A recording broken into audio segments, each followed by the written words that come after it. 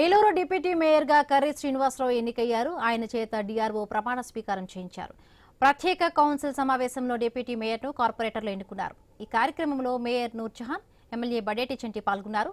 కొత్త deputy mayor Karri శ్రీనివాసరావుకు శుభాకాంక్షలు తెలిపారు.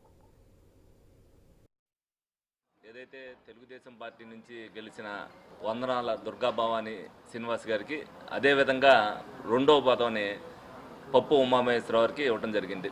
మాట ప్రకారం సంవత్సరం పప్పు ఉమామహేశ్వరరావుని చేయమని అడిగాం. తర్వాత నోటిఫికేషన్ వచ్చినా రాకపోయినా మరి మాట అన్నాం కాబట్టి ఆ మాట ప్రకారం కర్రి శ్రీనివాసరావుని లోగడ 10 రోజుల క్రితమే అన్అఫీషియల్గా డిక్లేర్ చేయడం జరిగింది ఏదైతే అభ్యర్థి కింద.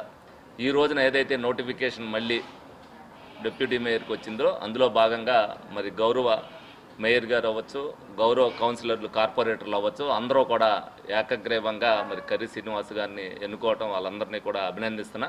ఏదైతే తెలుగుదేశం పార్టీ నుంచి గెలిచిన వందనాల దుర్గాభవాని శ్రీనివాస్ గారు